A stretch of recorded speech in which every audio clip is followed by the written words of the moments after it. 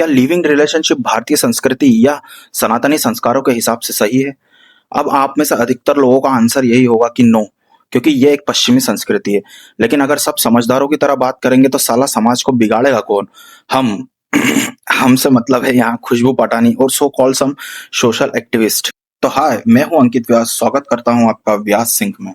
अभी हाल ही में हुआ यूं कि एक आदमी ने शादी के डर से रिलेटेड एक सवाल अनिरुद्ध जी से पूछा। उसका सवाल यह था कि हमें ऐसे माहौल में किस तरह की लड़की के साथ शादी करना चाहिए, हम कैसे पता लगाएं कि कौन सी लड़की अच्छी है। अब चूंकि वो लड़का था तो उसने लड़की के बारे में पूछा, अगर कोई लड़की होती तो स्वाभाविक सी बात थी लड़के के बारे में पूछती।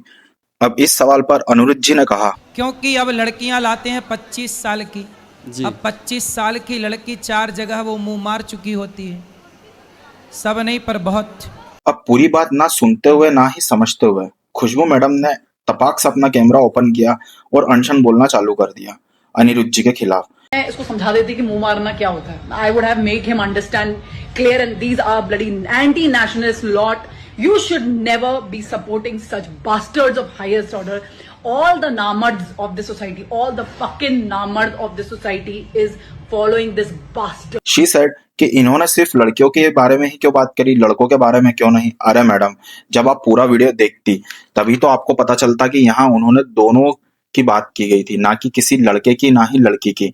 यहाँ पे उनका संदर्भ दोनों वर्ग से था। पहले 10 लड़कियों के साथ लिव इन में रह लिया, 10 लड़कों के साथ लिव इन में रह, जो 10 के संग रह चुकी या रह चुका वो एक के साथ बन के कैसे रहेगी या रहेगा? पहले तो ये सोचो।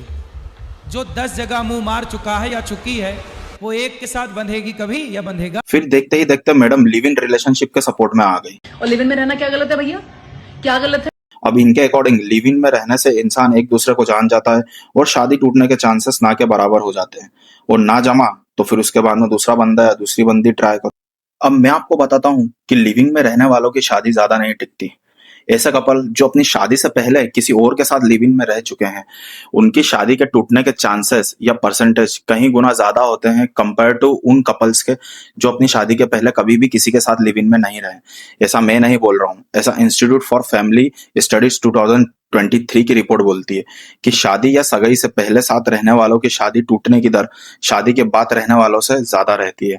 आप यहाँ डेटा देख सकते हैं कि cohabitated before engagement with multiple partners, इन ऐसे कपलों की शादी टूटने के जो परसेंटेज होता है वो 34% टू 46% होता है।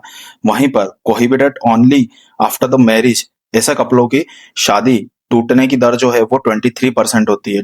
अब इसी तरह एक और सोशल एक्टिविस्ट मैडम ने तो यह तक कह डाला, लिव इन रिलेशनशिप की। देखिए, लिव इन रिलेशनशिप में क्या हम है, टेस्ट ड्राइव तो बहुत जरूरी है। आप गाड़ी लेने जाते हैं, उसका टेस्ट ड्राइव करते हैं ना, तो अगर आप अपनी पूरी जिंदगी किसी के साथ व्यतीत करना चाहते हैं, उसमें अगर टेस्ट ड्राइव करना। Now she is comparing a human life with a product.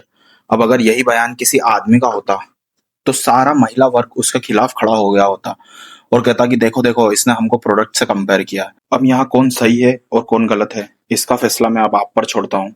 धन्यवाद।